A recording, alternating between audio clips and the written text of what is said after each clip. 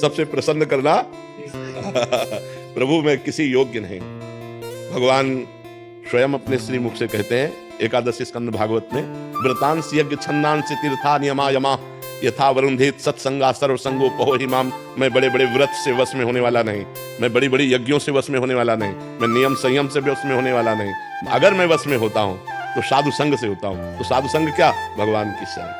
हे नाथ मैं जैसा हूं आपका हूं। यही भगवान को प्रसन्न करने का सबसे श्रेष्ठ उपाय है, क्योंकि हमारे पास और कुछ नहीं है। जैसे हम कहते हैं भगवान को भोग लगाए, यार वो पूरी सृष्टि को पवाता है, हम उसको क्या भोग लगाए। अब हम कहते हैं व्रत उपवास रहने, इतने से क्या होने वाला है। यज्ञ करे तो उन्हीं की वस्तुओं से, दी हुई वस्तुओं से यज्ञ कर रहे हैं। सबसे बढ़िया बात है भगवान की शरण होना। हे नाथ मैं आपका हूं, जैसा भी हूं पर आपका हूं।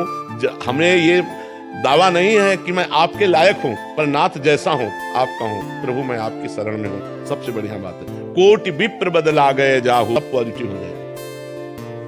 हाँ, हम जो कह रहे हैं नाम कीर्तन करो पहले। भगवान विष्णु का भी 1000 नाम कीर्तन है शास्त्र, लेकिन आधा घंटा कोई नाम कीर्तन करो जो नाम प्रिय हो आपको। हरे कृष्ण श्री राम जय जय, जो भी राधा राधा राधा, खूब जोर जोर से भगवान नाम कीर्तन करो और चलते फिरते नाम जप करो। फिर देख लो आप उसका परिणाम, फिर आप खुद अनुभव करें। लेकिन लंबे समय तक 2-4 दिन किया फिर पाप कर लिया, फिर 2-4 दिन किया पाप किया, वो बात नहीं है। पाप आचरण रोक करके लंबे समय तक करो तो तुम्हारे पाप नष्ट हो जाएंगे, सफलता हाथ लग जाएगी।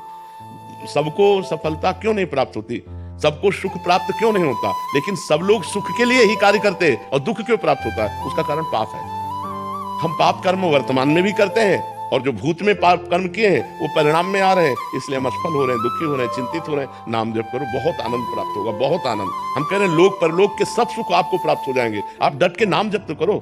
जैसे लोग कहते हैं कि नाम जप करने से क्या खाना मिल जाएगा, तुम खाना की बात क्या करते हो? अगर भगवान का नाम जप करो तो लोक परलोक सब जगह सुख प्राप्त होता है। जहां पाप नष्ट हुए तो सुख ही सुख घेर लेता है। और अगर भाई पाप कर्म करोगे तो पुण्य के प्रताप से ये मिल जरूर सकता है, लेकिन तुम्हारा नाश हो जाएगा। अंत में तुम्हारा नाश हो जाएगा, अंत में तुम जीरो पे होगे, कुछ तुम्हारे पास नहीं होगा। अगर नाम जप कर रहे हो, आज दुखी हो, चिंता मत करो, कल सुखी हो जाओ। हमको भोजन तक नहीं मिले 8-8 दिन, जो आज हम आपको प्रमाण दे रहे हैं कि हम गाड़ी पे चल रहे हैं, तो कल हमको भोजन नहीं मिला।